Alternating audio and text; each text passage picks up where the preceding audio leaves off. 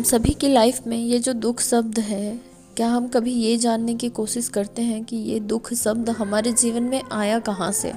ये दुख शब्द हमारे जीवन में जब हमारी इच्छाएं नहीं पूरी होती हैं या हमें किसी से उम्मीद होती है और उस व्यक्ति से हमारी उम्मीद नहीं पूरी होती है, तब ये दुख अपने आप हमारे जीवन में आ जाता है। हमें ये भी नहीं पता होता है कि जीवन के कौन से क्षण में हम खुश होंगे और कौन सा ऐसा क्षण आ जाएगा अगला जिसमें हम फिर से दुखी हो जाएंगे। बचपन में एक धारावाहिक आता था साकला का बूम बूम। उसमें एक छोटा बच्चा हुआ करता था संजू, और उसके पास एक मैजिक पेंसिल हुआ करती थी। कभी कभी ऐसा लगता है कि काश वो मैजिक पेंसिल हमारे पास भी होती और हम अपने जीवन के सारे दुख दर्द उस मैजिक पेंसिल की सहायता से ख़त्म कर लेते हैं। पर असली जीवन में ये तो संभव ही नहीं है कि हम अपने दुख दर्द सिर्फ जादू की सहायता से ख़त्म कर लें। हमें अपने जीवन के दुख दर्द ख़त्म करने के लिए बहुत मेहनत करनी पड़ती है, बहुत संघर्ष करना पड़ता है, तब जाकर कहीं हमारे अच्छे दिन आते हैं। पर ये जो हमारा संघर्ष वाला समय होता है ना, ये बिताना बहुत ज़्यादा मुश्किल हो जाता है। कभी कभी तो ऐसा लगता है कि क्या करें क्या ना करें, जैसे कुछ समझ में ही नहीं आता। हमारा मन इतना ज़्यादा दुखी हो जाता है कि जीवन में कोई रास्ता ही नहीं समझ में आता कि किस रास्ते की तरफ मुड़ें, किस तरफ चलें कि हमें हमारी मंजिल मिल जाए और हमारे जीवन से सारे दुख दर्द ख़त्म हो जाएं। क्या सोचकर खुद को दिलासा दिलाएं कि हमारे जीवन में जो कुछ भी तकलीफ़ है, जो कुछ भी दर्द हैं, सब एक समय आएगा और ख़त्म हो जाएंगे। जीवन की इन परिस्थितियों से निकलने के लिए किसी ने क्या खूब लिखा है कि कोशिश कर हल निकलेगा, आज नहीं तो कल निकलेगा। अर्जुन के तीर सा सध, मरुस्थल से भी जल निकलेगा। मेहनत कर पौधों को पानी दे, बंजर जमीन से भी फल निकलेगा। ताकत जुटा हिम्मत को आग दे, फौलाद का भी बल निकलेगा। जिंदा रख दिल में उम्मीदों को, गरल के समंदर से भी गंगा जल निकलेगा। कोशिशें जारी रख कुछ कर गुजरने की, जो है आज थमा थमा सा चल निकलेगा।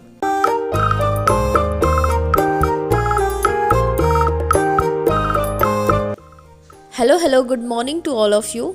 आप सभी का एक बार फिर से बहुत बहुत स्वागत है। कैसे हैं आप सभी? उम्मीद करती हूँ कि आप सभी अच्छे होंगे। मैं भी ठीक ही हूँ। जैसे कि आप सभी को पता ही है कि कल मुझे प्रस्तावना पढ़ना था, मतलब संविधान की प्रस्तावना, और वो मैं पढ़ नहीं पाई थी। तो कल मुझे चाहे जैसे सोने से पहले वो कंप्लीट करना था, तो रात में मैं काफ़ी लेट नाइट तक जग कर वो पोर्शन कंप्लीट की। और आज मैंने कुछ नया सोचा है। मैंने सोचा है कि पीछे 1 महीने से मैं पढ़ाई कर रही हूँ, तो आज आप सभी के साथ शेयर करूँ कि पीछे 1 महीने में मैंने क्या क्या पढ़ा है। आज मैंने अचानक से ऐसा सोचा कि मैंने इतना सारा पढ़ा पीछे 1 महीने में, और मैं रिवीजन ढंग से करती नहीं हूँ, तो पढ़ने का कोई मतलब नहीं निकलता है। बस लिखते जाओ और पढ़ते जाओ, लेकिन अगर उसको रिपीट ना करो तो वो सारी चीज़ें जैसे उड़ जाती हैं हमारे दिमाग से।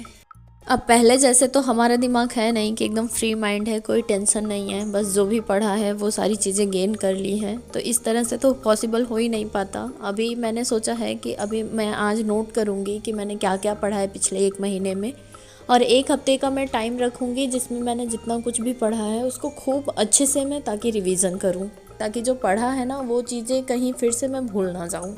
और मैं वीडियो का गैप नहीं करना चाहती, इसलिए आज थोड़ी प्रॉब्लम है। हमारे गांव में एक भैया हैं, उनको लड़का पैदा हुआ है, मतलब भाभी को, तो बहुत ज़्यादा गाजा बाजा बज रहा है, इसलिए थोड़ा शोर शराबा है। और अगर मैं आज गैप कर दूंगी तो ये यूट्यूब चैनल भी मैंने इसी उम्मीद से चलाया है कि इसका मुझे ग्रो अप करवाना है। यूट्यूब की मेन कंडीशन है कि इस पर लगातार काम करना होता है। अगर हम इस पर काम कर रहे हैं तो हमें डेली बेस पर काम करना होता है, और मैं इसके साथ बिल्कुल ईमानदारी से काम करना चाहती हूँ, क्योंकि इससे मुझे बहुत सारी उम्मीदें हैं। प्रॉब्लम ये है ना कि गाना जो भी बज रहा है लगातार नहीं बज रहा है, कभी कभी बज रहा है, कभी कभी बंद हो जा रहा है, इसलिए थोड़ा सा अप डाउन हो रहा होगा वॉइस में। बाकी आप लोग प्लीज़ थोड़ा सा मैनेज कीजिएगा। मुझे पता है कि हर दिन की तरह आज की वॉइस ओवर नहीं होगी, पर उम्मीद करती हूँ कि जो कुछ भी मैं कह रही हूँ वो आप लोगों को क्लियर सुनाई दे रहा होगा।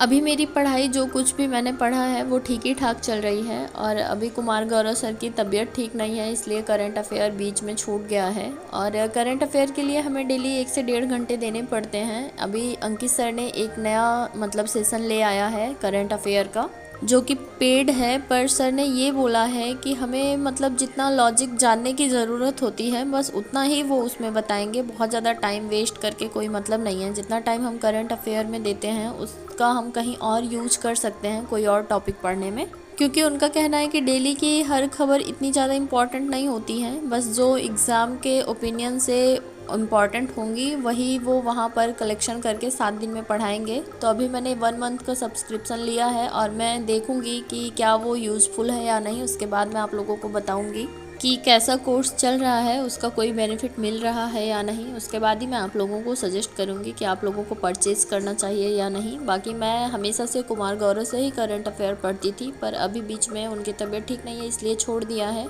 और 1.5 घंटे की उनकी क्लास रहती है। अभी जैसे मेरे पास इतना टाइम नहीं हो पाता है कि मैं डेली बेस पर सिर्फ करंट अफेयर के लिए 1.5 घंटे दूँ। अभी मेरे सुबह के सारे काम ख़त्म हो चुके हैं और आ गई हूँ मैं रूम में और थोड़ा सा बेड साफ़ कर दूँगी। सारवी भी जगी रही हैं, पर अब इनको भी आदत हो गई है, क्योंकि इन्हें जैसे पता है ना कि जब मैं घर के कोई और काम करती हूँ तो इन्हें पता रहता है ना कि मेरी मम्मा को ये काम करना है। इसी तरह से अब मैं पढ़ाई जब करती हूँ ना तो इन्हें ये चीज़ पता हो गई है कि मेरी मम्मी पढ़ाई करती हैं, उन्हें नहीं डिस्टर्ब करना है। बाय द वे बच्चा है, कभी कभी परेशान कर देती हैं, पर उतना ज़्यादा अब नहीं डिस्टर्ब करती हैं और मुझे कोई फ़र्क भी नहीं पड़ता अगर ये मेरे साथ रहती हैं तो। जब हम कोई काम शुरू करते हैं ना तो उसमें डे बाय डे कुछ ना कुछ प्रोग्रेस होता ही रहता है। पहले मुझे ऐसा लगता था कि जब ये सो जाएंगी मैं तभी पढ़ूंगी, क्योंकि ये पेन ले लेती हैं, कॉपी ले लेती हैं या फिर कुछ भी ऐसी हरकत करती रहती हैं जिससे मुझे डिस्ट्रैक्ट होगा, पर वैसा बिल्कुल नहीं होता है। मैं इनके साथ मतलब ये कुछ भी करती रहें मैं पढ़ाई कर लेती हूँ। और अभी मैंने अपना टेबल वगैरह सब सजा लिया है अच्छे से अपने बेड पर और मैं चल रही हूँ। आज देखूंगी ना कि मैंने पिछले 1 महीने में क्या क्या पढ़ा है, और मुझे बहुत ज़्यादा एक्साइटमेंट हो रहा था ये सब करने में। क्योंकि क्या होता है ना कि मैं पढ़ती हूँ और पढ़ने के बाद कॉपी बंद करके बस रख देती हूँ, और आज मेरे दिमाग में ये नया आइडिया आया है कि जितना कुछ भी मैंने पढ़ा है उसको भी मैं थोड़ा सा टाइम दूँ। और अभी 1 हफ्ते सिर्फ़ और सिर्फ मैं रिवीज़न का काम करूँगी, क्योंकि रिवीज़न मैं नहीं करती ना, इसकी वजह से चीज़ें मेरे दिमाग से निकल जाती हैं। जो कुछ भी पढ़ा है वो सारी चीज़ें एकदम से आज फिगर आउट करूँगी। और अभी मैं सारे कॉपी जितने कॉपी में मैंने नोट्स बनाए थे सब कुछ टॉपिक वाइज नोट कर रही हूँ। मैं रोज़ पढ़ती हूँ ना तो मुझे ऐसा लगता है कि मेरा आज ये छूट गया वो छूट गया, पर आज मैं जब ये सारी चीज़ें देख रही थी ना तो मुझे ऐसा लग रहा था कि यार मैं मेहनत तो बहुत ज़्यादा करती हूँ पर पता नहीं कहाँ कमी रह जाती है। तो मुझे समझ में आया कि शायद मेरे रिवीजन करने में कमी रह जाती है। आज वो कमी मैं अपनी दूर करूँगी और मैं अभी आप लोगों को बताऊँगी कि मैंने क्या क्या पढ़ लिया है पिछले 1 महीने में। आप लोग मेरे पिछले वीडियो अगर देखे होंगे तो आप लोगों को पता होगा कि 17 अक्टूबर को मैंने फॉर्म अप्लाई किया था और RO का। अभी जैसे कि नए लोगों को नहीं पता होगा तो मैं बता दूँ कि मैं UPPSC RO की प्रिपरेशन कर रही हूँ घर से ही। मुझे तैयारी करते हुए 1 महीने पूरे हो गए हैं और इन 1 महीनों में मैंने 1857 की क्रांति, सामाजिक धार्मिक एवं राजनीतिक आंदोलन, ये हिस्ट्री के टॉपिक हैं, और भारत का भूगोल मतलब जैसे भारत का विस्तार, ये सारी चीज़ें पढ़ ली है। भारत के भूगोल में मैंने हिमालय पढ़ लिया है, भारत के मैदान पढ़ लिया है। मैं एक साइड से कोई भी कॉपी उठाकर टॉपिक नोट कर रही थी, तो इसलिए मैं एक पर्टिकुलर सब्जेक्ट का नहीं बताऊंगी। मैंने जो जो टॉपिक पढ़े हैं बस मैं वो एक साइड से आप लोगों को बताना चाहती हूँ। तो अभी फिर से एक बार शुरू से मैं बताती हूँ आप लोगों को। 1857 की क्रांति, सामाजिक धार्मिक एवं राजनीतिक आंदोलन, भारत का भूगोल जैसे भारत का विस्तार वगैरह, मतलब जो भी बेसिक चीज़ें हैं वो सारी चीज़ें पढ़ ली है। भूगोल में मैंने हिमालय, भारत के मैदान, ये सब भी पढ़ लिया है। और पॉलिटी में fundamental duties, parts of constitution, schedule of constitution, और संविधान में कितने संशोधन हुए हैं, जो इम्पोर्टेंट संशोधन है वो सारे पढ़ लिए हैं। और आर्टिकल 1 to 25 तक मैंने पढ़ लिया है।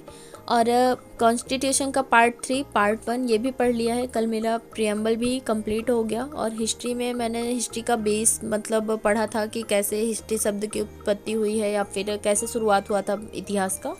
बेसिक चीज़ों में जैसे स्टैटिक जीके में मैंने राज्य और राज्य की राजधानी, लोकसभा, राज्यसभा, विधानसभा की सीटें, सारे राज्य की, माउंटेन पासेस मतलब जो भी दर्रे हैं, green house effect, global warming, national parks, tiger reserve, और कुछ नए टॉपिक भी मैंने पढ़े थे जैसे कृषिगत वैश्विक उत्पादन, इम्पॉर्टेंट युद्धाभ्यास। और 5 दिसंबर 2021 को जो RO का पेपर हुआ था उसका भी एनालिसिस किया है मैंने।